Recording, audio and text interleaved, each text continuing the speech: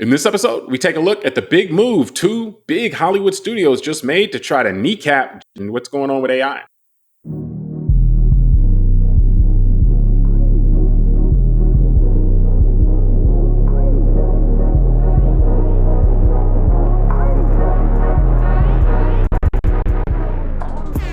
Hello, welcome to the Call Like I See It podcast. I'm James Keys, and joining me today is a man who's had sick takes for decades at this point. Tunde Ogunlana. Tunde, you ready to show him how, even 28 years later, you still got it? Yes, sir. And they're so sick, I got to take them to the doctor today. So, hey, might be past that point at this point, man. Yeah, but the 28 thing references zombies, so they might not be curable. Yeah, I was gonna say it might be too late for that. Yeah, so I get it. Now, before we get started, if you enjoy the show, I ask that you subscribe and like the show on YouTube or your podcast platform. Doing so really helps the show out.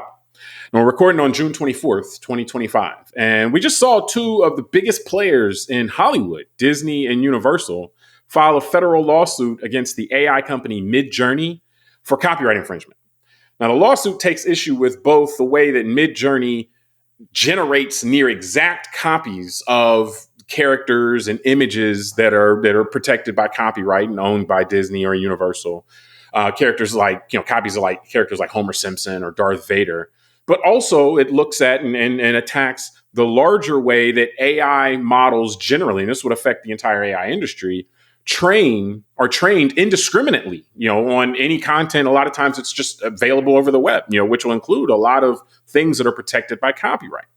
So Tunde, Hollywood studios historically have been pretty slow to do much with AI. I know a lot of the talent has been very concerned about this, but the studios themselves, in fact, they were, a lot of thinking was that the studios were just trying to figure out ways to leverage it for themselves, as opposed to being too worried about what the actual AI companies were doing. But this is kind of a sea change in the way that the big studios are looking at it. So, do you make anything in particular about the timing of the lawsuit and just the kind of the direct attack that we're seeing here from, again, two of the biggest players in Hollywood? I don't make much about the timing. I'm thinking out loud, and this is, I know your world of the law, that I'm sure a big case like this takes a long time to prepare. And, the fact that, like you said, the two big titans of the industry coming together to have this lawsuit probably mean they've been working on this for a while. So I'm not going to look at the timing of it as anything to comment on. But I do think that I would say this, maybe in this way I'll answer that. The timing to me may make sense now because of what you said leading into the question, which is that AI has become a threat now to those industries and their bottom line. And it's clear. And they have documented that in this case, which with the company they referenced, Midjourney, which I know we'll talk about. But I also think you made a great point, which is this is classic established industry tactics. A new technology evolves or is released. The first instinct is, hey, how can we take advantage of this ourselves? And I do think that, yes, there's now beginning to be this actual split we can see from kind of the quote unquote, I'll say tech bros, people like the Sam Altmans and the Musks and the Thiels and those guys, and traditional, let's say, media. And when I say media, I'm including everything from Hollywood, movies, all that, the kind of the traditional industry that has a large infrastructure and a big scaffolding. And it's interesting to see that some of the case made by traditional, big American corporations like Universal and Disney are actually cases you would see made by maybe governments. They're actually making cases about not disrupting the employment market and how much, they pay out in, I think I saw a number of $229 billion in total salaries paid out. Yeah, talking about the public good, basically, as part of their So I found that interesting. Hey, this is bad for the public good. Well, and to be specific, and what you were referencing is I'm an intellectual property attorney, and this deals directly with copyright infringement. So, that's kind of your reference just to my field. And to me, I actually make specific note of, I think the timing of this is significant. The sea change is the biggest factor really to discuss. And I think it's, you kind of alluded to it. I think they're seeing them as a threat more now. Maybe 4 or 5 years ago, the hope was that they could either swallow these AI companies whole, so let them kind of let them germinate a little bit, let them kind of do their thing, and then we'll just take them over. But now the AI companies maybe their power, their influence may be something that the establishment companies, and I would say the Hollywood studios, the establishment here, are starting to be concerned about. And so, yes, I think you can view this in the lens of kind of the old story, like where you have upstart businesses come and they try to, basically subsume the existing companies. And we've seen that, even in the entertainment field, where you got players like Apple and Amazon now and Netflix that have they dwarf the size of the Disneys and the Universals and so forth in many respects. So I think the lesson, though, and this was I heard this in the discussions, because this topic was talked about a lot last year, but from the context of the creators, not the people that work for the Hollywood studios. Particularly with the strike in Hollywood last year, wanted protection against AI, but they wanted protection against AI being used by the studios to replace them. Whereas here we're talking about the studios we're suing an AI company, trying to make sure that the AI company doesn't replace the studio. So everybody now is kind of looking at the AI companies like, hey, you guys are taking all of this stuff, all of our existing stuff, you're training your AI models on it, and then you're planning to replace us with this stuff. And so I think they all see the threat now, and maybe there's more alignment from Hollywood. And the analogy you might look at, I think the music industry kind of, if you look back 20, 25 years ago, might have missed this opportunity where music was going more digital, which was helpful for the consumer and actually drove innovation, I'd say, in terms of delivery of music. We don't have to all go buy CDs, physical CDs, to own something, or we don't have to buy the whole album. We can buy songs, and then it led ultimately to streaming, where you can stream anything for, a set amount of money. So that ended up being pro-consumer, but the music industry players were very slow to react to the changes in technology and so forth. Now, it's not the same. It's not apples to apples, because those weren't players necessarily that would come and take over everything in the same respect. But it's still the same kind of thing. So it may be an earlier action now that's happening, saying, hey, before these people get so big that we can't take them out anymore, this is kind of our shot to take a shot at them and to try to establish some legal protections for copyright, for our legal ownership of this stuff, so that they can't just use it all, grow from it, and then wipe us out completely. Yeah. No, and I think part of it is, as you're talking, it reminds me of some of my thoughts in preparing, was basically this is what happens when we have these new disruptive technologies. Yeah. That there's going to be players that, find their way through the seams and figure out how to, maybe get ahead of certain things, and make a profit doing it. Think about Amazon and bookstores. We grew up in a time where there was bookstores everywhere, disruptive technology. Amazon leveraged that. And then now there aren't bookstores everywhere. But this goes deeper, because, like you said, about the professional hat, this now is at the point of piracy, which, my understanding is Amazon wasn't engaged in that. And so what I'm getting at is, because I'm reading here now from the article, specifically the lawsuit against a company called Midjourney. Yeah. Midjourney charges, it says they have monthly fees ranging from $10 to $120 for a mega subscription, I guess is the $120 one. Their revenue was $50 million in 2022, and last year in 2024 is $300 million. So that is an exponential jump. So what explains that jump is that, and this is where they showed images of this in the article, that which we'll have all this in the show notes. But yeah, go ahead. Yep. So if you look, if I go to this Midjourney and ask it to create an image of Darth Vader, it basically creates the image of exactly what I want, Darth Vader. The difference is under other industries and the rules that have been around property rights in your world, they would have to give a piece of that revenue back to Disney. They would have to license the Darth Vader's image from Disney and have an agreement with Disney and say, okay, for every $10 subscription or $100 one, you guys get $2 or whatever the agreement is. Right now, they're making all of this profit and revenue and generating all this without compensating those who own the intellectual property rights. Because remember, George Lucas designed Darth Vader and created him, right? Then he sold that to Disney over a decade ago, and now Disney owns the rights to that. Yeah. So you're right. This is a fundamental shift. If this is allowed to continue, this is why the lawsuit's interesting. Because that's Disney and Universal's. That's their Yeah. point, is that, hey, people, if your customers are using this to create things that would otherwise violate our intellectual property right. And so there's two, I think it's worthwhile just to take a quick second to kind of lay out the two main thrusts of this. And this is kind of what we were talking about offline before.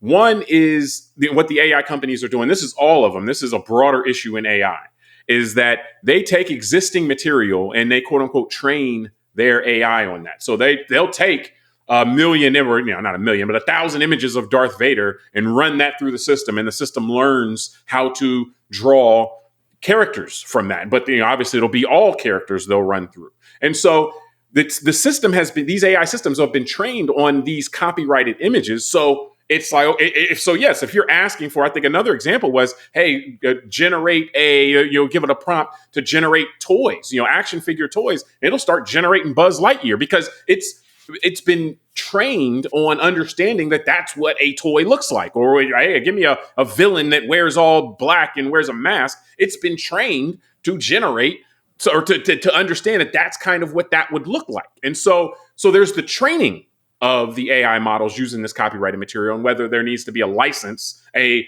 license is an agreement to allow somebody to use something that otherwise is legally protected, whether they need to be a license. And there's other AI industry groups that are in line with this and saying, hey, we have licensed libraries that you can train on. So there is a market developing for this. So there's the training piece, and then there's just the straight up, when it generates an output that is a copy of Homer Simpson or Darth Vader, then that itself is, hey, you've made a copy of a copyrighted material. You haven't changed or anything like that. You haven't created something else. This is a copy of ours. So what we're looking at in this lawsuit is they're going after both of these things. And really, the training one is going to be the bigger fight ultimately, because there's not much to say when it's like, when you are generating exact copies of existing characters, which would be protected by copyright.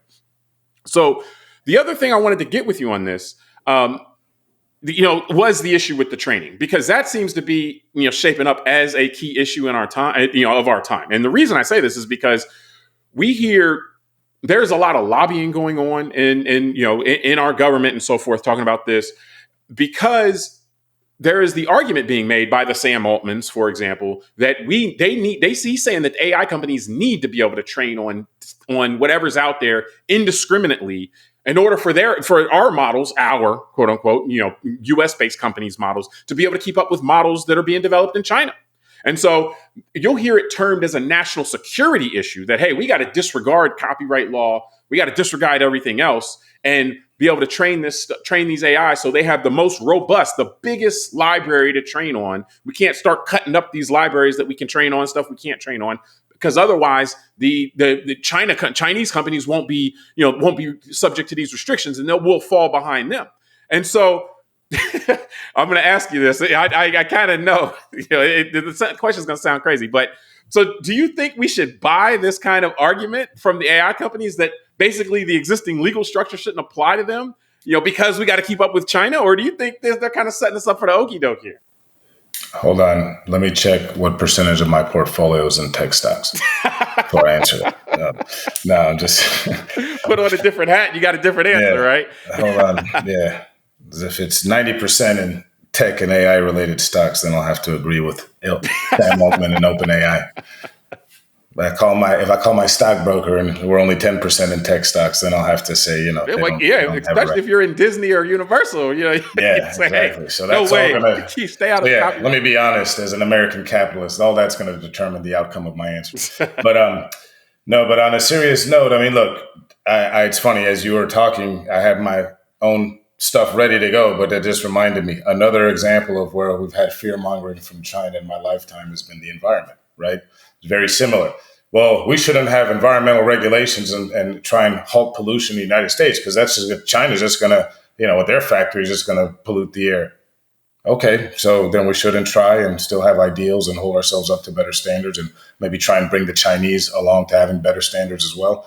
So, that argument, to me, I agree with you. When I saw that, and I want to actually read a quote regarding China that they said, that's exactly what I thought of, is just the fear mongering, the projection. And the reason I use the term projection specifically is because what they're asking for us to do in the United States is for us to allow them, the tech industry, to do to all of us what they are accusing China of doing to all of us. What they're trying to Which is scare us basically, that China's going to do. Yeah. that's what I'm saying. Well, That's it's the why I same said thing it's with the TikTok thing. I thought you were using because it's like, oh, hey guys, you don't want we got to protect you from TikTok because they're stealing all your data and they're spying on you and stuff. And it's like, well, hold up. So isn't that what you guys are doing too? yeah. I mean, that's a I good should be point cool too. with you TikTok doing it, is, not but I should be worried. yeah, that's what I mean. It's a great point. It's another projection, right? They're trying to get us scared of something that they're telling us to be scared of someone else doing that they're doing, Yeah. or they're at least their desire to do. And so, but here's why I started laughing. I'm going to quote this paragraph here. So, quoting, this is OpenAI's response to, I guess, the people who wrote this article when they interviewed them.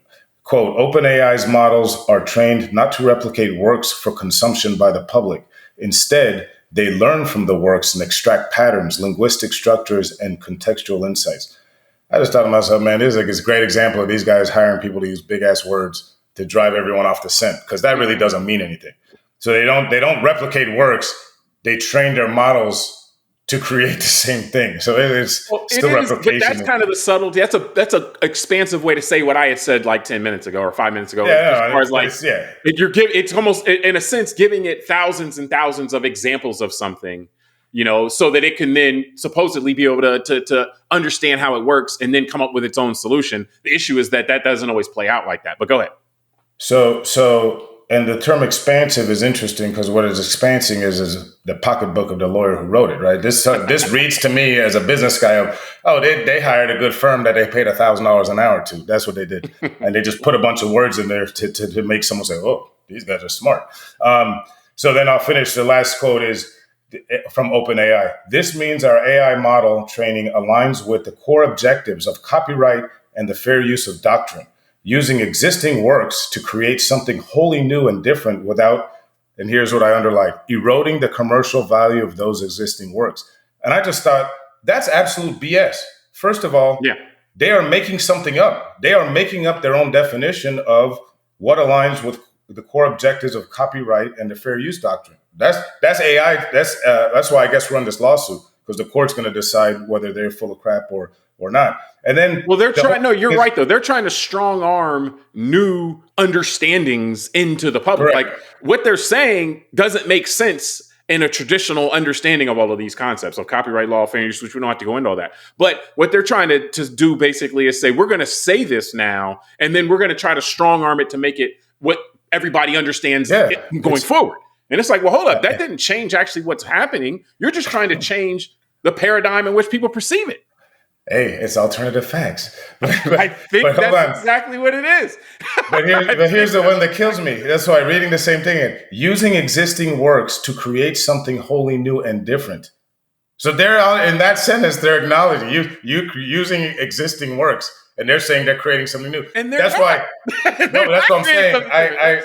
I asked the audience to go look at the show note you'll put up, because if you look at the image of Darth Vader that Midjourney created, the AI, it is exactly the same.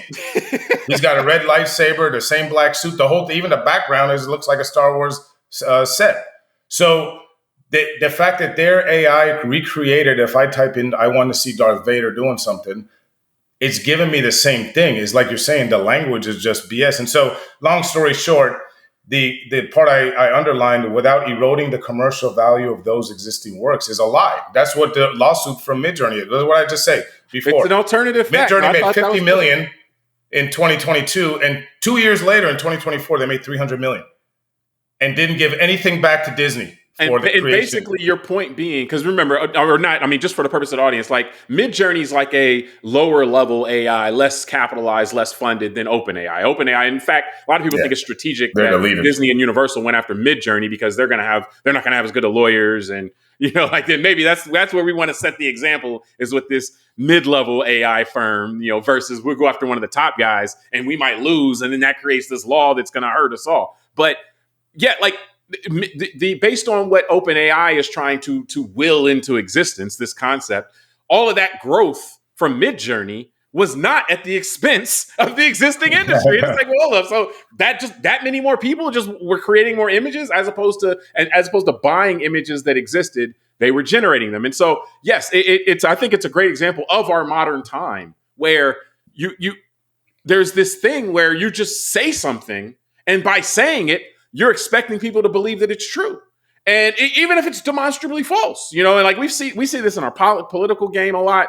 And so, I mean, I guess they're just taking cues because it seems to be successful in many respects. Yeah. Where you just, I'll watch a video of something, and then somebody will go out there and say, "Oh no, that's not what happened. Something else happened." And it's like, well, but I'm watching the video, like, and this isn't a deep fake. So you're not saying the video is false. You're just saying, don't. What do you always say? You talk about don't believe your lying eyes type of thing. Yeah. And so, yeah, I mean, I think that, and I think the training issue, like I said, where we get into this is, even if you take what OpenAI is saying at face value and saying, hey, we're just trying to build the most robust model as possible. We want a model that understands every permutation or has seen every permutation of everything. And then eventually when we deploy it, or as we deploy it, we're going to lean it more towards new stuff and not replicating stuff. You know, even if you take that at face value, that's still a temporary game. You know, ultimately their game is to be able to do what Disney does or what Universal does without the need for Disney. You know, like, so the question is whether or not the content, when you're looking at the training of what is the content that Disney and Universal have built up over 100 years and are continuing to build, whether that stuff can be used towards this end goal of an AI company to ultimately replace them in 5 years, you know, and do so without compensating them at all. And that's just not the way the law has been set up historically. Now, interesting thing about the timing of this also, though, is that part of the 2024 election, you know, that this was an issue that there were a lot of people that were cozying up to candidates, you know, and saying, okay, well, I want, you know, like I want, you know, I'll give you money. I'll support your candidacy if, you know, when it comes to AI, you know, like you take a more hands-off approach and let us do what we want to do. And understanding, even in the budget bill that's been bouncing back and forth between Congress for the past month or so, one of the provisions in there is something that prevents states from doing anything on AI, any kind of restriction or limitation on AI for the next 10 years. And so it's like, so there is a impetus to act right now. If you are if you're going to speak up about AI, and particularly AI being able to use all your stuff to build a better model to ultimately replace you, now is the time to speak on it. Because from a federal standpoint, at least in the executive branch, it seems like the walls are going to start closing around you, where you might speak up too late and look up and you're owned by OpenAI or Midjourney or something like that. And you're just working for them in whatever capacity that they say, because they don't need much work. You know, like they got the computer generating everything. So any final thoughts before we get up out of here? Yeah, man, just to finish on that note, you know, that's why I found it interesting making the comment that in the suit, Disney and Universal cite the public good. Yeah. I almost thought, like, well, shouldn't the government be advocating for the public good? Like, shouldn't that be one of the agencies, like the Federal Trade Commission, saying, hey, you guys can't do this because it's going to disrupt society? Hey, because, man, you know, nobody does political donations for public good. I know, it's hilarious. So, but that's what I mean. Like, we're relying on the old industrial age behemoths of Disney and Universal to save public jobs.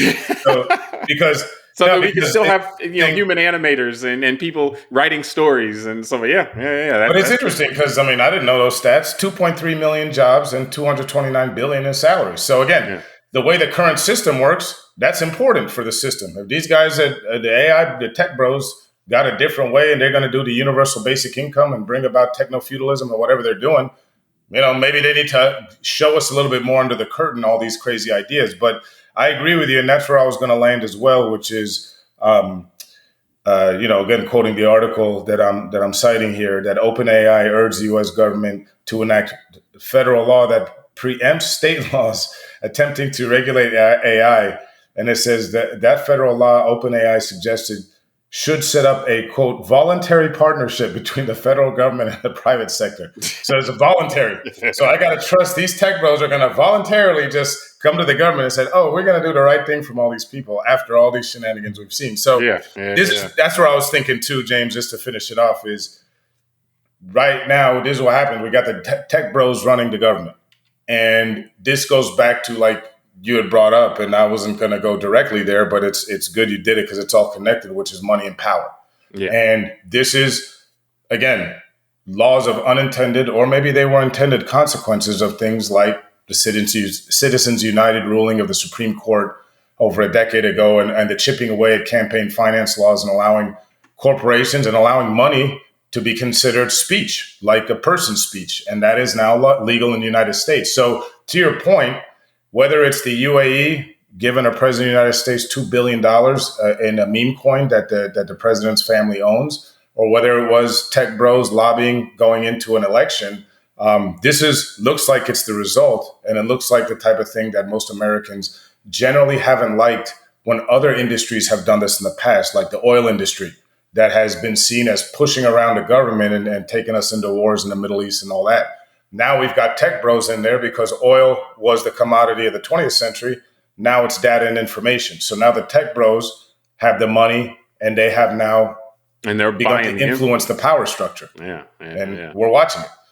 Yeah, I mean, and I think it's always important to remember, like, we see these headlines, but we don't see the headline doesn't include that there is strings attached to this money. I mean, and that's kind of the thing that you always get. You kind of have to know that yourself. Like, oh, okay, this person got, a free plane. Okay, well, it wasn't really free. There's strings attached to it, like, and so when you accept these gifts, particularly on that level, that's we've had I guess we're still there, but it's just not enforced, an emollients clause in the Constitution to stop officials from taking gifts, from other countries, because we didn't want a bunch of strings being attached to all this stuff. And, if we got the wrong person in there that wants to take all this stuff for free and then do all these, then I'll take care of you in this other way. Then, we end up in a situation where our leadership is beholden to either specific industries, whether you have the AI industry in this case or other countries or whatever. And the last thing I'll say, though, in this is just that I think what's obscured a lot of times in these arguments is that there is another way. Like,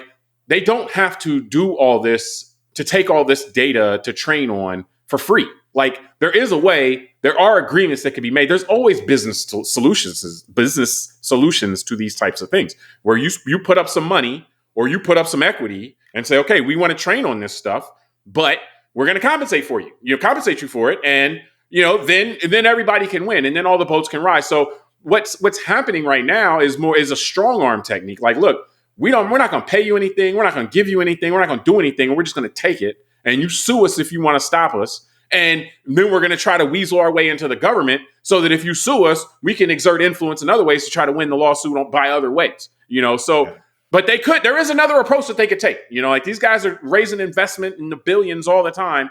They could pay for this stuff and use it, which I'm in favor of them training on large data sets. But I don't think you should be able to take it, and this isn't the only lawsuit. We've seen Reddit.